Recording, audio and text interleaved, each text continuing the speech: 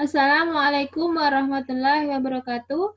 Baik, pertemuan selanjutnya dengan saya akan membahas mengenai kasus komunikasi pada pasien remaja. Sudah dapat teorinya ya dari Bu Santi ya. Seperti biasa, saya hanya membahas mengenai kasus atau aplikasi komunikasi keperawatan pada pasien remaja. Sebelum ke kasus dan contoh dari komunikasinya, saya akan sedikit membahas mengenai hal-hal penting apa yang harus diperhatikan pada saat Anda nanti berkomunikasi dengan pasien remaja. Oke, kita akan lanjutkan apa saja yang akan kita bahas hari ini. Nah, untuk hari ini kita bahas yang pertama teknik komunikasi pada pasien remaja, kemudian contoh kasus komunikasi pada remaja dan penyelesaiannya seperti apa, atau contoh dari komunikasinya seperti apa. Jangan bosan-bosan ya untuk melihat naskah skrip role play-nya, karena memang untuk komunikasi akan ada skenario seperti kemarin lagi. Untuk tekniknya, kita akan bahas lagi, review kembali mengenai apa itu komunikasi pada remaja, kemudian hambatan komunikasi, faktor yang mempengaruhi, dan strategi komunikasi pada remaja. Yang pertama, langsung saja komunikasi pada remaja. Untuk komunikasi keperawatan, tentunya kita akan menjumpai pasien-pasien yang berbeda. Kemarin sudah kita bahas mengenai pasien anak, kemudian nanti ada juga tahap remaja dan dewasa. Untuk tahap remaja bisa saja dimasukkan di bangsa anak, karena yang namanya anak itu usia 0 sampai 18 tahun. Hanya saja mungkin di sini penerapannya adalah ketika anak sudah remaja, yang sudah 18 tahun atau 17 tahun mungkin, itu sudah dimasukkan di kalangan remaja, di kalangan dewasa, atau biasa disebut dengan ruang penyakit dalam untuk anak-anak, untuk orang dewasa. Sebelum kita berkomunikasi dengan remaja, kita lihat dulu klasifikasi dari anak remaja tersebut. Karena antara remaja usia 12 dengan 18 tahun tentunya cara pendekatannya akan berbeda. Nah, ini yang perlu dipahami dalam komunikasi pada remaja. Kita harus memahami prinsipnya. Jadi secara umum, prinsip komunikasi pada remaja adalah bagaimana kita bisa menghargai keberadaan identitas diri dan harga dirinya.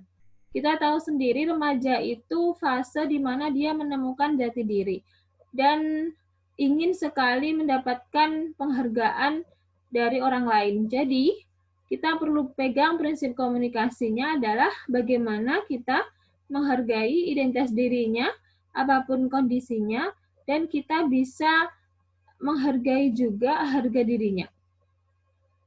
Selanjutnya, luangkan waktu bersama dan tunjukkan ekspresi wajah yang bersahabat. Nah, pasti sudah dibahas mengenai bagaimana pendekatan dengan remaja. Kita untuk masuk atau bisa masuk langsung berkomunikasi dengan remaja adalah dengan cara kita menjadi sahabatnya. Karena remaja tidak suka kalau apa yang kita bicarakan itu bersifat menggurui dia, atau kita bersifat seperti orang dewasa yang selalu mengatur remaja. Jadi kita bisa mengekspresikan diri, kita menjadi sahabatnya agar kita itu bisa berkomunikasi dengan efektif dengan remaja. Selanjutnya, prinsip yang harus dipegang pada komunikasi keperawatan pada remaja adalah kita harus menghindari kata-kata yang menyinggung, mengkritik, dan menginterogasi. Nah, ini nanti akan muncul pada konsep pertanyaan kita. Jangan sampai pertanyaan kita itu bersifat interogasi. Seperti polisi yang sedang bertanya kepada penjahat misalnya.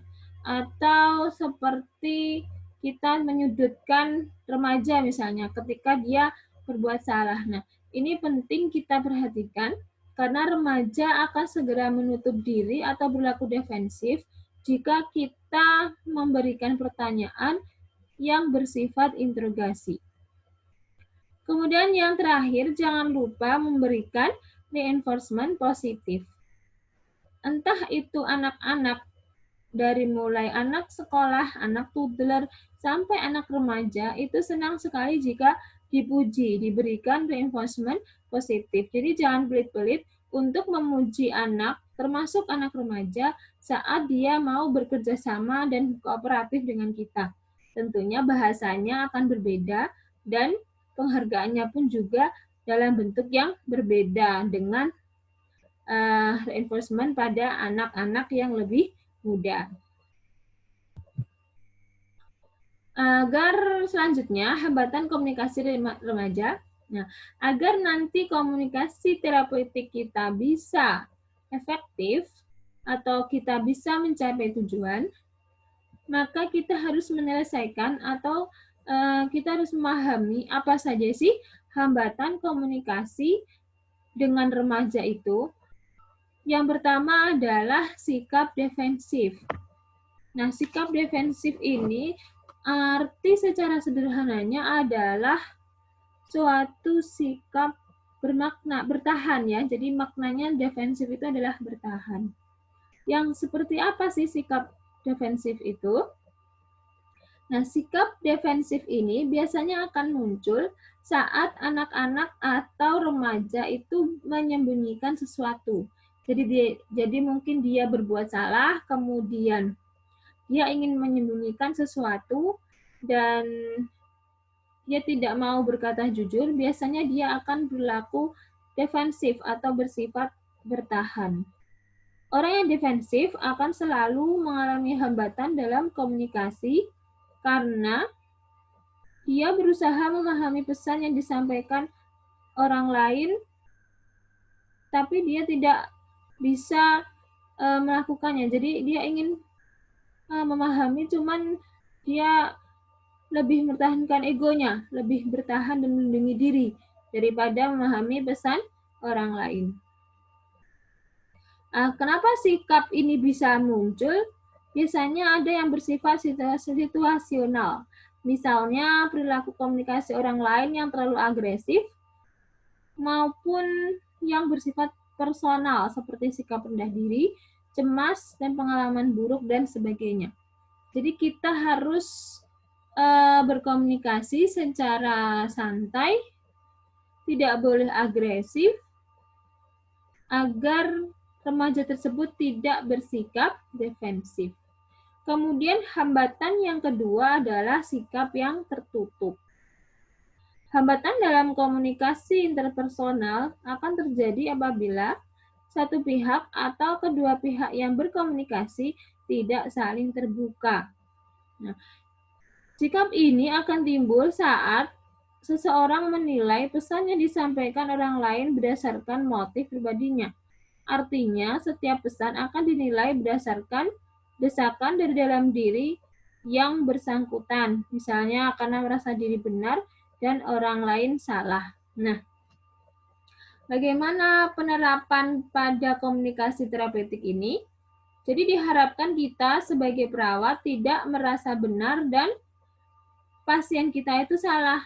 Ya, meskipun misalnya dia sakit atau dia kecelakaan karena kesalahannya, tetap kita harus menggali atau mengeksplorasi alasan dia berbuat kesalahan tersebut. Tetap kita berusaha untuk bersikap terbuka dan tidak menyalahkan orang lain. Kemudian yang ketiga, hambatan komunikasi itu adalah tidak ada kepercayaan atau mistrust ya. Nah, sikap pertama adalah bagaimana kita bisa menumbuhkan trust atau sikap percaya.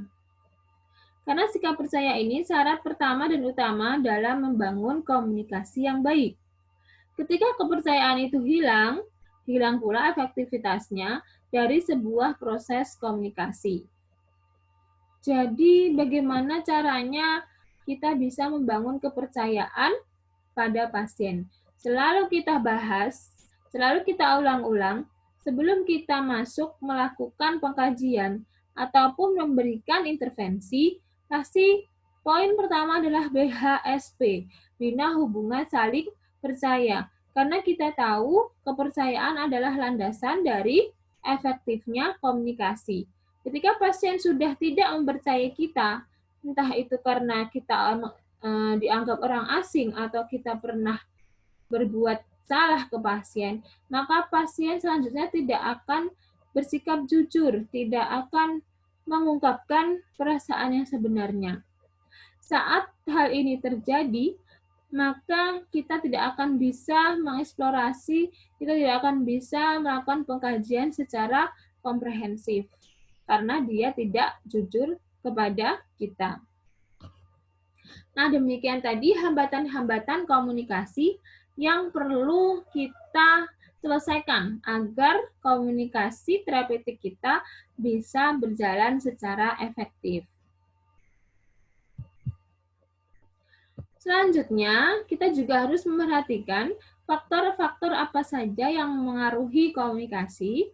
Ada beberapa faktor yang mengaruhi komunikasi, salah satunya adalah pendidikan. Nah, jadi kita lihat remaja tersebut usianya berapa dan pendidikannya apa. Bisa jadi dia sudah berusia 18 tahun misalnya, tapi ternyata dia tidak pernah sekolah atau SD saja tidak lulus atau hanya lulusan SD. Ini akan berpengaruh terhadap poin kedua yaitu pengetahuan. Jadi pendidikan akan berpengaruh terhadap pengetahuan.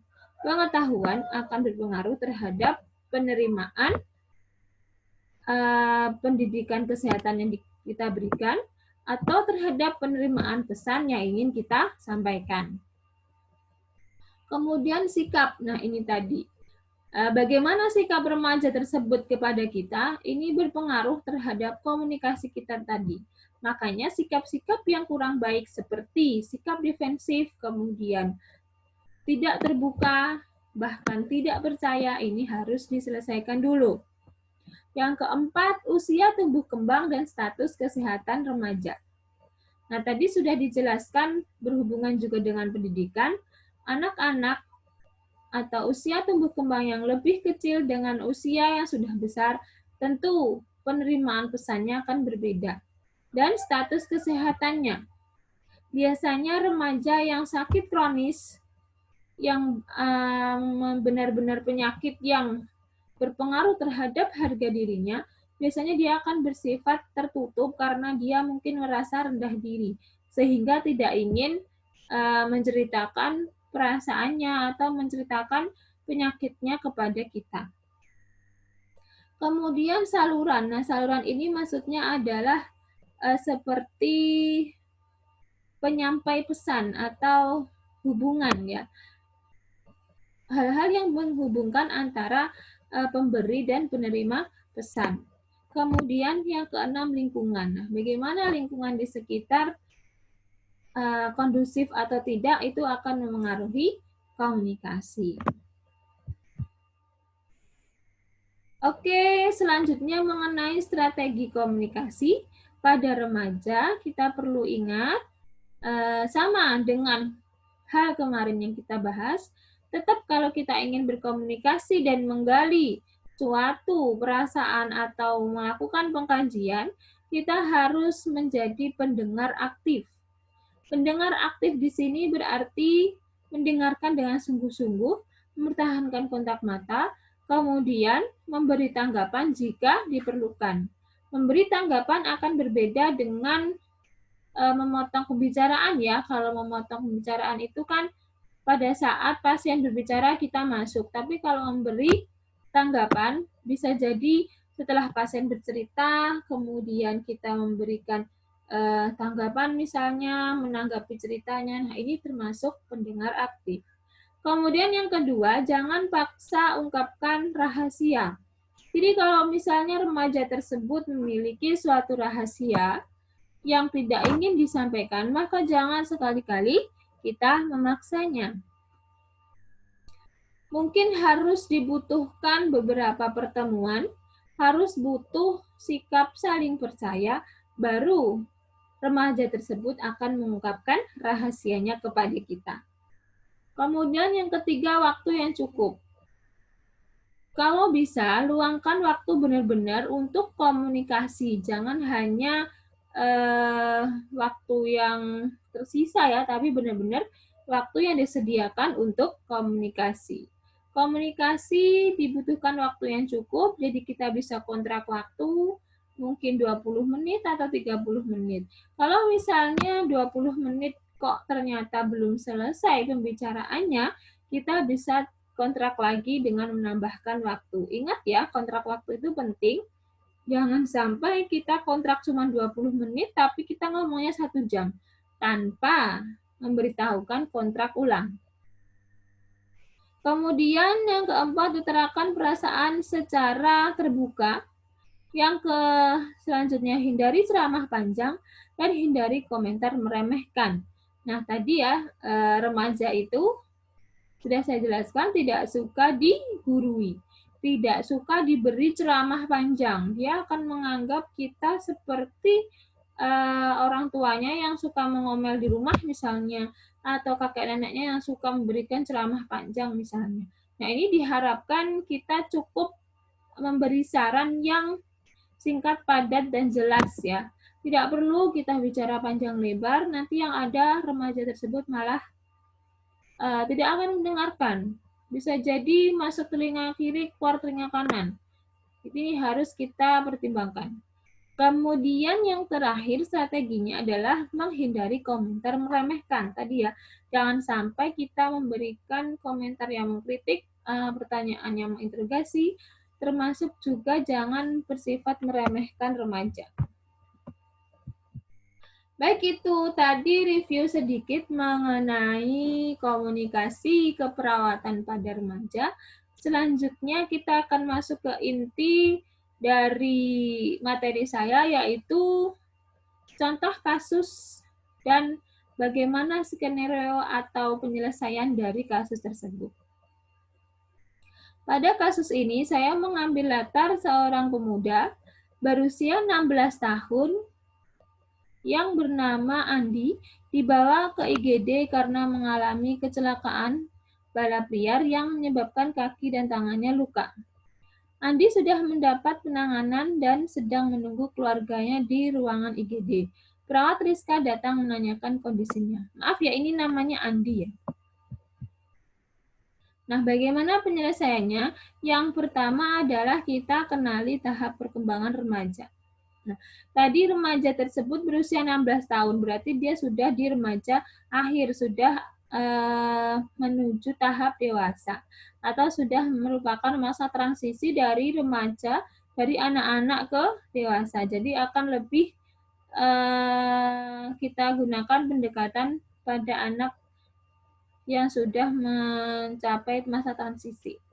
Kemudian lakukan tahap-tahap komunikasi. Masih ingat ya 4 tahap komunikasi yang sudah kita bahas kemarin? Masih sama tahapnya. Yang pertama adalah praorientasi atau persiapan sebelum orientasi ke pasien. Kemudian fase kedua adalah fase orientasi atau perkenalan. Yang ketiga fase kerja. Dan yang keempat adalah fase terminasi.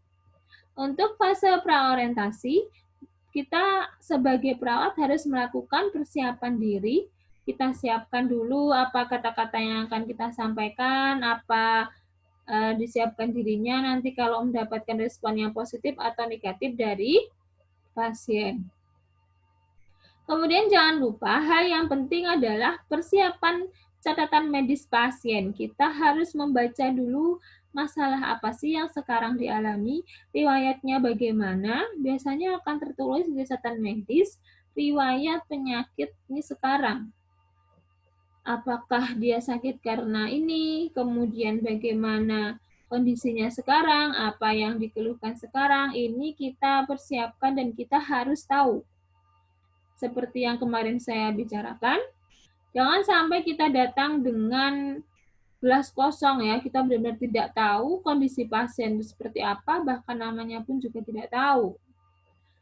Kemudian yang kedua adalah fase orientasi. Sama, isinya adalah salam terapeutik, jadi disapa dulu pasiennya, kemudian evaluasi, menanyakan kondisi pasien sekarang, dan kontrak. Di sini meliputi kontrak waktu dan tempat, mau berapa lama, tempatnya di mana, membahas topik apa misalnya, ini bisa dibahas di fase orientasi. Kemudian selanjutnya fase kerja. Nah, fase kerja berisi tentang maksud dan tujuan yang akan kita lakukan, yang telah direncanakan. Ini masuk ke fase kerja.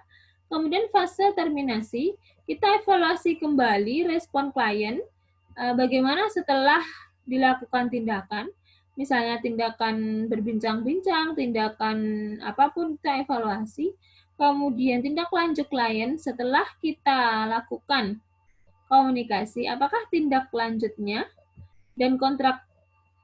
Untuk kontrak, apa yang akan kita lakukan selanjutnya untuk pasien. Baik, langsung saja di fase praorientasi. Perawat Rizka sebelum mendatangi remaja Andi sudah memeriksa buku rekam medis, kemudian pengetahuan tentang masalah pasien, dan analisis klien. Nah, pasien ini seperti apa sih karakteristiknya? Berapa sih usianya? Kira-kira kalau saya melakukan pendekatan, apa ya yang akan saya terima? Defensif atau tidak ya? Ini kita analisis di sini agar kita butuh persiapan. Kemudian rencana kegiatan, nanti kita akan memberikan apa di fase kerja dan analisis diri. Sudah siap belum ya kita untuk menghadapi pasien remaja ini? Karena pengalaman saya saat praktek, saya mendapatkan kasus pada anak remaja usia 18 tahun, ternyata memang tidak mudah untuk melakukan pendekatan pada anak usia ini. Sama sekali tidak bisa masuk, bahkan saya butuh berulang kali untuk bisa mengeksplorasi perasaannya dan keadaannya. Selanjutnya di fase orientasi, nah ini kita akan lihat lagi skenario ya. Contoh dari skenario, biar nanti kita pinter main drama ya, karena kita baca skenario terus. Untuk fase orientasi, contohnya adalah kalimat sapaan. Kita bisa menggunakan salam, bisa menggunakan assalamualaikum, dan sebagainya. Langsung saja kita akan bermain role play. Perannya adalah sebagai perawat Rizka dan pasien Andi. Oke, langsung saja. Selamat malam dengan tersenyum. Malam suster, termenung dan cuek. Dek, perkenalkan nama saya Rizka Handayani. Adik bisa panggil saya Suster Rizka. Saya perawat yang bertugas malam ini. Jika boleh saya tahu, nama adik siapa? Kalau Anda amati, bahasanya, implementasi bahasanya akan berbeda dengan yang kemarin di anak-anak. Kalau dengan orang dewasa, tentu kita intonasinya juga seperti berbicara dengan teman sendiri ya. Tapi kalau pada anak-anak kita lebih ceria, kita lebih ramai gitu ya istilahnya, biar anak-anak itu senang. Oke, lanjut.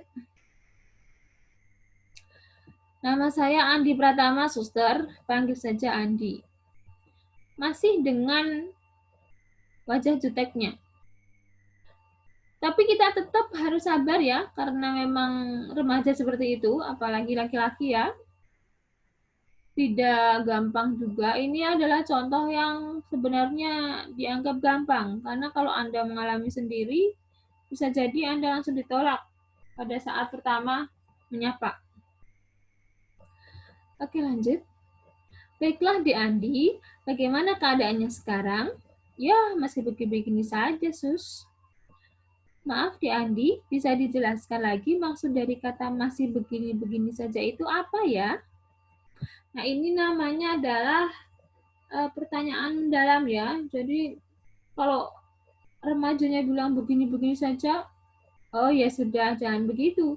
Kita harus tanya lagi apa maksud dari perkataan begini-begini saja. Kemudian lanjut. Ya begini sus, tangan dan kaki saya masih sedikit sakit, tetapi saya sudah lebih membaik setelah diberi tindakan tadi. Nah, kemudian kita menanggapi ya dari pembicaraan pasien. Saya mengerti yang adik rasakan. Pasti rasanya sakit. Nah, bagaimana kalau kita berbincang-bincang mengenai masalah di Andi dan mengenai kecelakaan tadi? Apakah di Andi bersedia?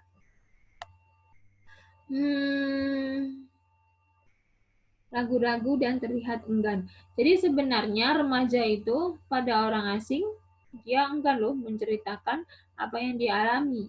Karena itu bisa saja merusak harga dirinya mungkin. Kemudian merasa nggak penting, kenapa sih saya harus ngomong sama orang ini gitu ya.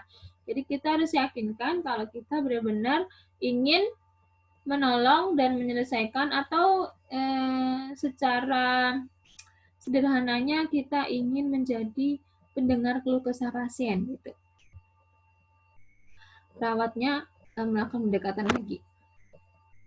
Di Andi bisa menceritakan kepada saya akan berusaha membantu semampu saya jika Di Andi mau menceritakan masalahnya.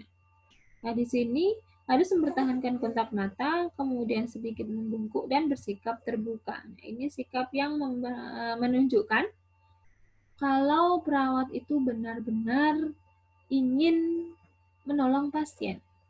Jadi kalau mau pasien itu bersikap terbuka pada kita, kita juga harus bersikap terbuka. Kita pertahankan kontak mata, kita pertahankan posisi, dan sikap kita benar-benar menerima, tidak hanya pura-pura.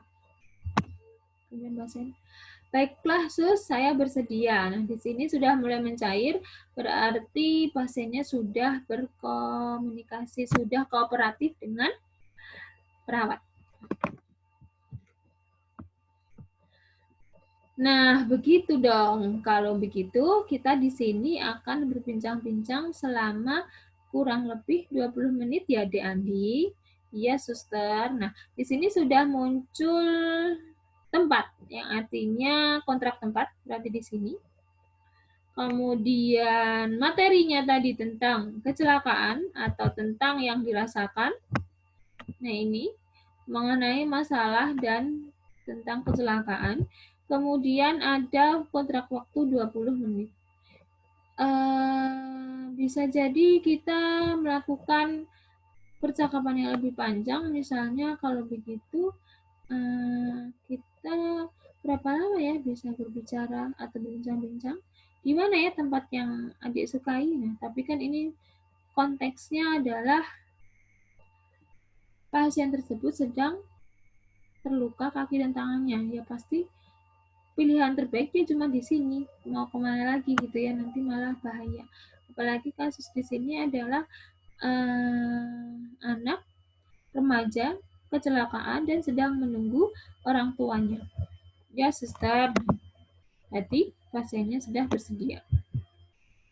Selanjutnya kita masuk ke fase kerja.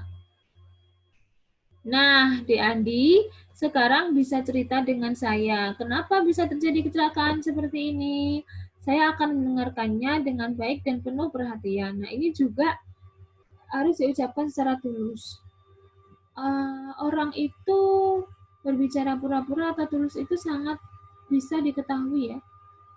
Jadi pastikan kalau memang akan berkomunikasi dan menolong pasien, itu benar-benar diniatkan menolong. Diniatkan untuk mengurangi beban pasien. Jangan hanya menggugurkan kewajiban misalnya. Nanti ini akan terlihat sekali.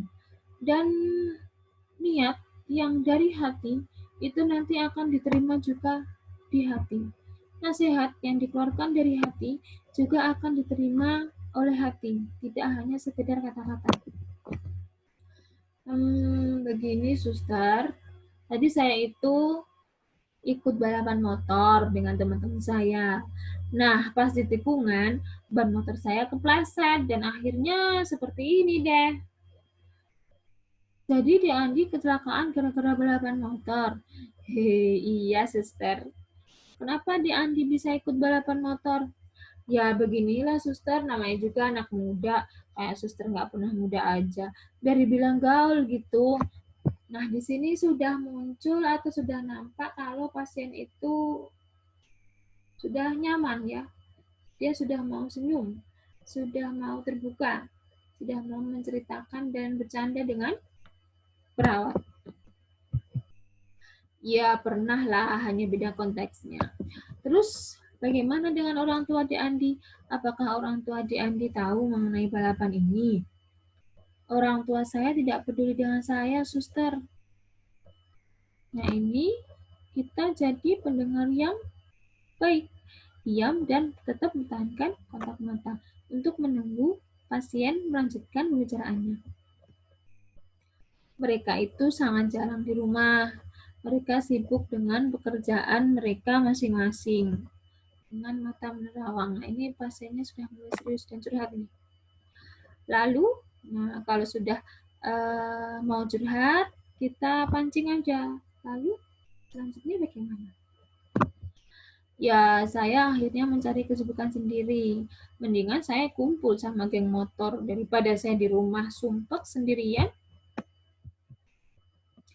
Oh, jadi di Andi itu ikut balapan motor karena orang tua di Andi jarang memperhatikan adik. Ya, bisa dibilang begitu, suster. Apalagi mereka itu galak. Kerjanya cuma ceramain saya terus. Ya, saya nggak betah lah di rumah. Kalau sudah selesai begini, kita berikan feedback sebagai pendengar aktif. Iya, saya mengerti apa yang Andi rasakan. Lalu, sekarang apa yang adik pikirkan? Ya, tentang tadi itu, suster. Nanti pasti mereka marah-marah kalau datang ke sini, melihat kondisi saya seperti ini. Oh, mengenai masalah itu, jangan khawatir. Nanti saya akan bicarakan dengan orang tua adik ya, jadi tidak usah cemas. Sementara kita tunggu kedatangan dari orang tua di Andi, tadi sementara itu kita tunggu ya kedatangan orang tua di Andi. Tadi pihak rumah sakit sudah menghubungi orang tua adik. Iya, suster. Nah, berdasarkan apa yang Adik jelaskan tadi, saya bisa pahami jika masalah di Andi itu sebenarnya karena jarang berkomunikasi dan kurang mendapat perhatian dari orang tua. Apakah benar seperti itu? Benar, suster. Nah, ini dikatakan kalimat validasi. Kita validasi agar kita tidak salah memberikan kesimpulan apakah memang masalah yang dihadapi klien itu seperti ini. Iya, mungkin itu penyebab adik merasa kurang nyaman di rumah. Tapi kalau boleh saya beri pemahaman, saya bisa kasih nasihat. Adik perlu ingat bahwa orang tua adik sibuk bekerja itu untuk mencukupi kebutuhan adik juga. Kenapa orang tua itu sibuk? Itu karena mereka sayang kepada adik. Jadi, nanti saya akan memberitahukan kepada orang tua adik agar memberi sedikit waktu untuk adik. Nah, kalau saya boleh memberi saran, adik lebih baik berhenti ikut balapan liar ya, karena akibatnya seperti yang adik rasakan sekarang. Gak enak kan kecelakaan? Nah, ini sebenarnya kita akan atau bermaksud memberikan saran ringkas, padat, dan jelas. Tidak perlu berbelit-belit, tidak perlu ceramah panjang. Iya, suster, saya menyesal. Nah, ini sudah mulai masuk nasihat kita. Nah, sebaiknya di Andi melakukan hal yang positif ya, mumpung masih muda, seperti mengembangkan hobi, bermain musik, belajar yang giat. Siapa tahu adik bisa berprestasi. Tentu akan membanggakan orang tua. Iya, suster, nanti saya akan coba. Ini di Andi ya maksudnya ya. Lalu kita masuk ke fase terminasi. Setelah kita sampaikan niat kita, kemudian arah topik pembicaraan, kita harus menutup percakapan atau bincang-bincang saat ini. Alhamdulillah, Sudah selesai bincang-bincang kita. Bagaimana perasaan adik Andi sekarang? Nah, ini validasi perasaan. Sudah lega, Suster. Terima kasih sudah bersedia mendengarkan saya. Sama-sama. Saya juga senang. Semoga bincang-bincang kali ini bermanfaat ya. Apakah adik Andi masih ingat pesan saya tadi? Ingat, Suster, berhenti ikut balapan liar. Bagus sekali. Adik sudah mengingatnya dengan baik. Nah, sekarang adik istirahat dulu ya. Nanti saya akan kembali ke sini untuk memindahkan Andi ke ruangan jika urusan administrasi sudah selesai. Terima kasih atas perhatian adik. Selamat malam. Iya, Suster, selamat malam. Ini berarti adalah kontrak dan tindak lanjut. Tindak lanjutnya apa? Istirahat. Kontraknya nanti kembali lagi untuk memindahkan pasien. Oke, demikian contoh singkat dari saya mengenai komunikasi terapeutik dengan remaja. Ada tipu, ada salah kata, saya mohon maaf. Nanti saya akan perbaiki di slide PPT-nya. Jika ada yang ingin ditanyakan, bisa chat ke saya atau bisa langsung di chat di forum diskusi. Demikian dari saya akhiri, semoga bermanfaat. Sebelumnya saya ingatkan lagi, ini hanya contoh sederhana. Untuk aplikasi atau tindakan sebenarnya akan lebih rumit, karena tadi sudah saya jelaskan di depan, remaja itu tidak mudah untuk mau menerima orang asing dalam pembicaraan. Istilahnya remaja itu tidak gampang untuk berbicara jujur pada orang yang baru dikenal.